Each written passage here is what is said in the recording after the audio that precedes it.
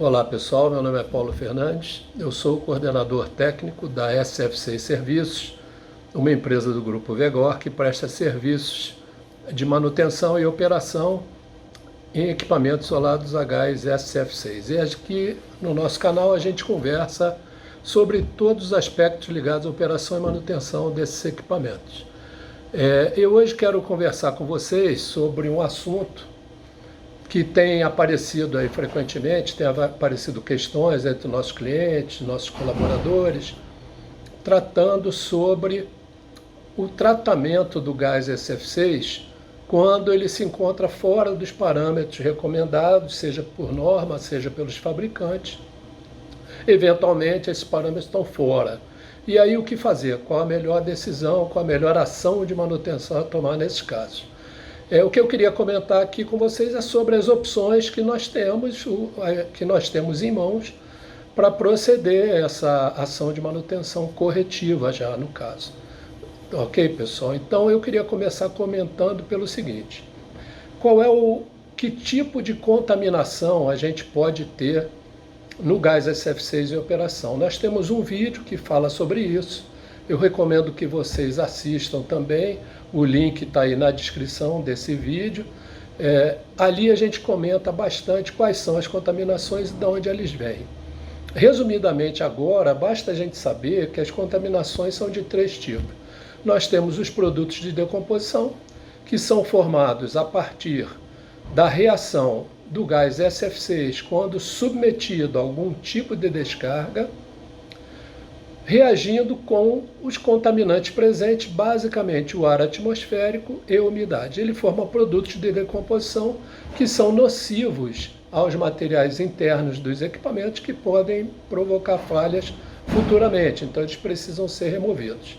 Segundo, são as contaminações provenientes da atmosfera, que basicamente são umidade e ar atmosférico.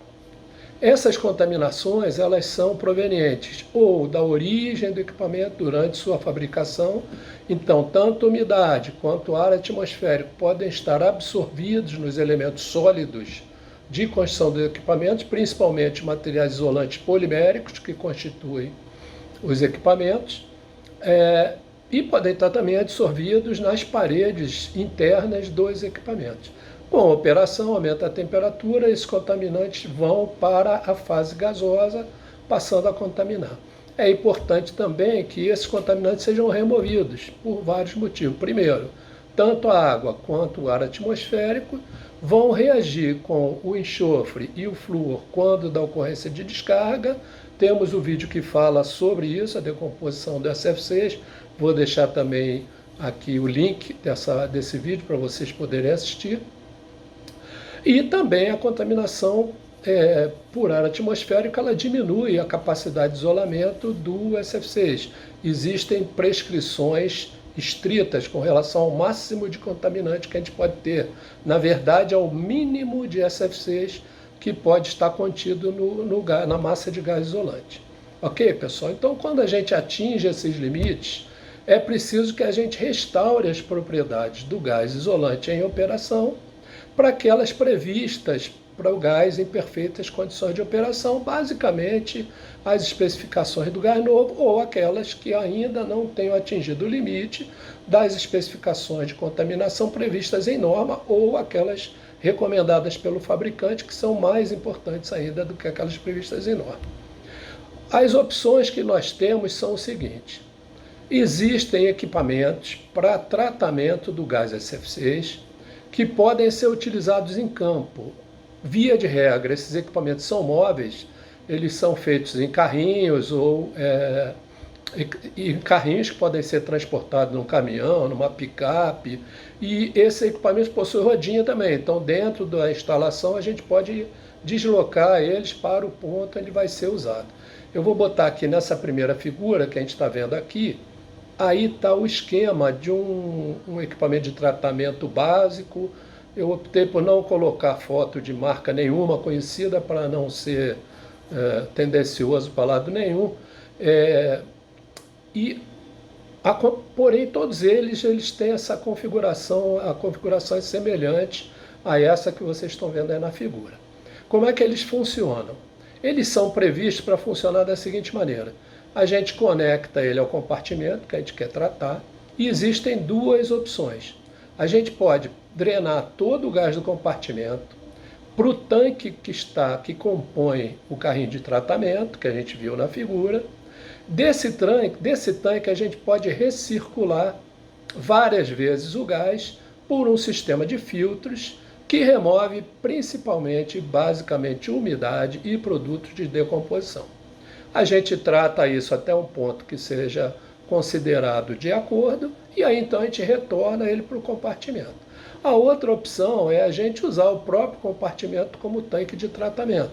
A gente faz a circulação do gás pelos filtros do equipamento e de volta para o tanque. E pode circular isso várias vezes até que atinja os parâmetros que a gente espera.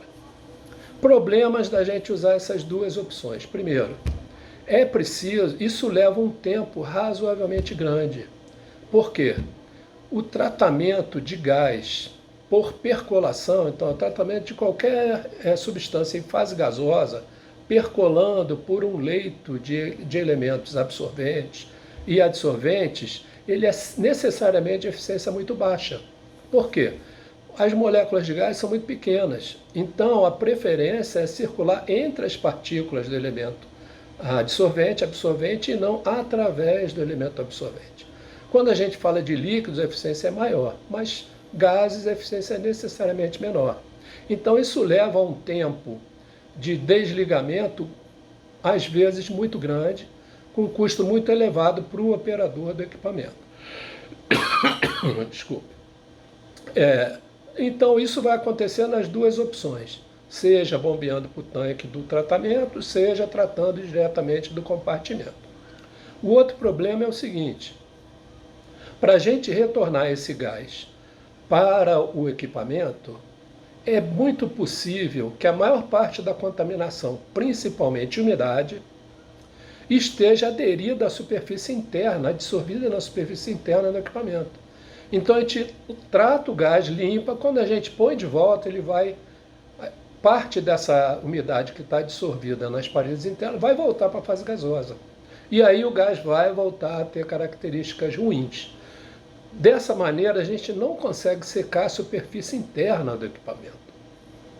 Então, isso é um problema com o qual a gente tem que lidar no campo. E o outro problema, provavelmente o maior de todos, é que esses equipamentos eles não têm condição de remover a contaminação por ar atmosférico, oxigênio e nitrogênio do ar e o tetrafluoreto de carbono, que vai se formar também pelo ataque do flúor aos elementos poliméricos que temos dentro do equipamento.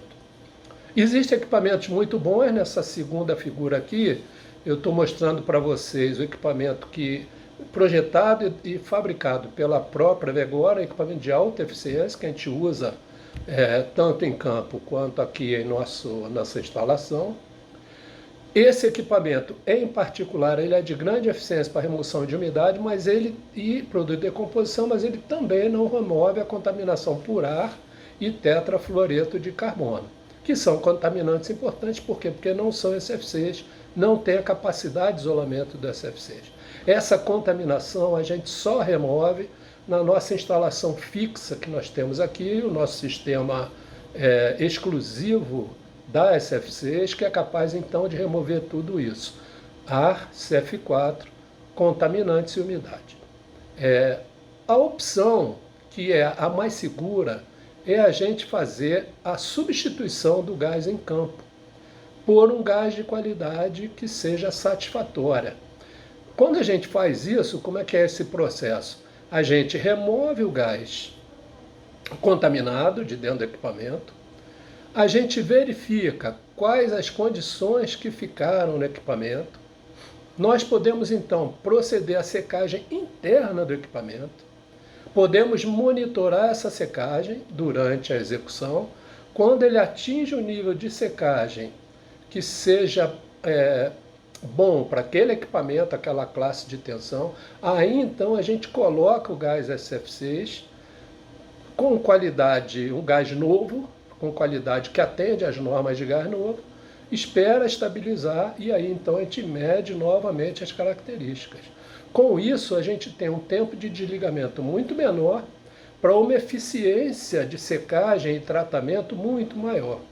Então, assim, a opção número 1 para que a gente faça o tratamento do gás SF6 de equipamentos em operação é a evacuação e secagem, a evacuação do gás com a secagem do equipamento em campo e reenchimento com gás novo. Isso é um processo que nós podemos fazer, eu vou mostrar aqui para vocês nessa terceira figura. Nós temos esse equipamento de nossa fabricação também, que é um equipamento composto de um compressor e uma bomba de vácuo, a gente extrai o gás e pode carregar através desse mesmo equipamento com o gás para secagem, fazemos o vácuo, extração do gás, remoção e carregamos com gás de qualidade novo. Isso garante que na hora que a gente, depois do enchimento final, o gás vai estar em perfeitas condições de operação e a gente pode operar liberar o equipamento para operar imediatamente com toda a segurança. Esse tempo é bem menor do que essa secagem em campo levaria, com resultados bem melhores. Tá bom, pessoal? Muito obrigado aí mais uma vez por assistir o nosso vídeo até o final. Se você gostou, por favor, deixe seu like aí, se inscreve no nosso canal, compartilha com o pessoal que você acha que vai se interessar por esse conteúdo. Um grande abraço para todos, muito obrigado.